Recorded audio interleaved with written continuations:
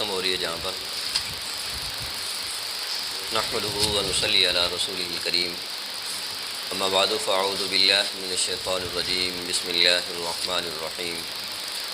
وَإِذْ آتَيْنَا مُوسَى الْكِتَابَ وَالْفُرْقَانَ لَعَلَّكُمْ تَهْتَدُونَ وَإِذْ قَالَ مُوسَى لِقَوْمِهِ يَا قَوْمِ إِنَّكُمْ ظَلَمْتُمْ أَنفُسَكُمْ بِاتِّخَاذِكُمُ الْعِجْلَ فَتُوبُوا إِلَىٰ بَارِئِكُمْ فَاقْتُلُوا أَنفُسَكُمْ ذَلِكُمْ خَيْرٌ لَكُمْ عِندَ بَارِئِكُمْ فَتَابَ عَلَيْكُمْ إِنَّهُ هُوَ التَّوَّابُ الرَّحِيمُ وَإِذْ آتَيْنَا اور جس وقت ہم نے عطا کی موسیٰ علیہ السلام کو الکتاب کتاب یعنی تورات والفرقان اور جو حق و باطل کے درمیان فرق کرنے والی چیز لعلکم تہتدون لعلکم تاکہ تم تہتدون ہدایت پانے والے بن جاؤ ہدایت پا جاؤ وَإِذْ قَالَ اور اس وقت کو یاد کرو جب موسیٰ علیہ السلام نے فرمایا لقومہ اپنی قوم سے یا قومی اے میری قوم انکم ظلمتم کہ بے شک تم نے ظلم کیا انفسکم اپنی جانوں پر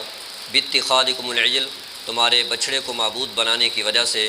فتوبو پس تم توبہ کرو الی بارئکم اپنے خالق کی طرف فاقتلوا انفسکم فاقتلوا پس تم قتل کرو انفسکم اپنے لوگوں کو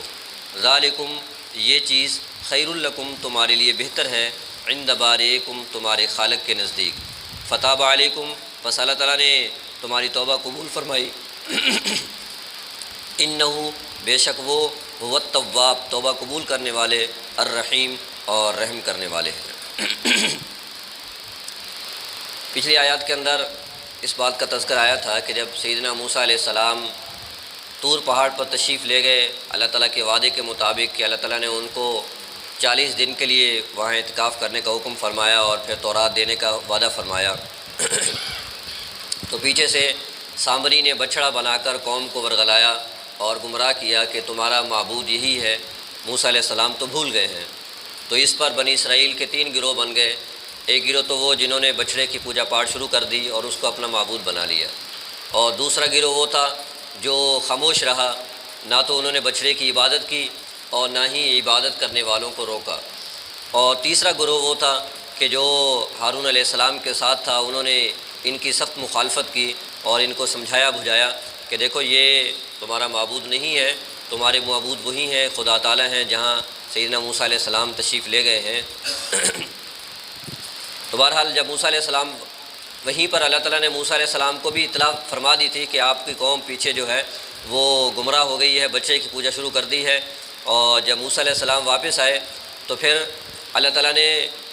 موسیٰ علیہ السلام کو حکم فرمایا کہ آپ جنہوں نے بچے کی پوجا کی ہے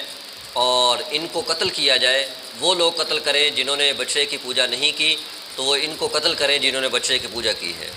کہ انکم ظلمتم انفسکم باتخاذکم العجل کہ تم نے بچڑے کو معبود بنا کر اپنے اوپر ظلم کیا ہے فتوبوا الی بارئکم پس تم اپنے خالق کے نزدیک توبہ کرو بارئکم اے خالقکم اپنے پیدا کرنے والے کے نزدیک کہ جس نے تمہیں پیدا کیا ہے تو عبادت کا لائق تو وہی تھا تم نے اس کی عبادت کو چھوڑ کر کہ تم نے جو ہے ایک بے جان چیز کی پوجا شروع کر دی ہے تو لہذا فاقتلوا انفسکم تم جو ہے اپنے آپ کو یعنی اپنے لوگوں کو قتل کرو تو روایات کے اندر آتا ہے کہ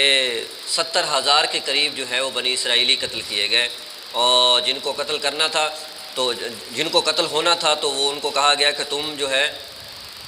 آلتی پالتی مال کر جو ہے وہ بیٹھ جاؤ اور دوسروں کے ہاتھوں کے اندر خنجر اور تلواریں دے دیں اور پھر جو ہے وہ ان کی گردنیں اڑاتے رہے اور بعد میں موسیٰ علیہ السلام جو ہے وہ پریشان ہو گئے غمگین ہو گئے تو اس پر اللہ تعالیٰ نے وحی نازل فرمائی کہ جو قتل ہو گئے ہیں تو یہ شہادت کا مقام ان کو حاصل ہے یہ شہید ہوئے ہیں اور جنہوں نے قتل کیا ہے ان کی بھی اللہ تعالیٰ نے توبہ قبول کر لی ہے تو یہ بالکل ایسے ہی ہے جیسے کہ ہماری شریعت کے اندر اگر کوئی آدمی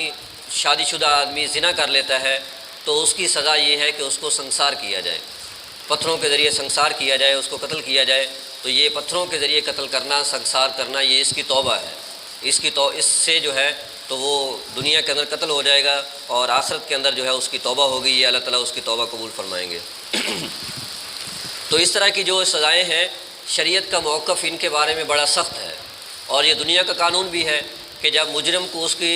جرم کی سزا پوری کی پوری دی جائے تو دنیا سے جو ہے وہ جرم مٹ سکتا ہے اگر مجرم کے ساتھ نرمی کا معاملہ کیا جائے تو اس سے دنیا کے اندر جرم ختم نہیں ہو سکتا شریعت یہی چاہتی ہے کہ دنیا کے اندر امن قائم ہو۔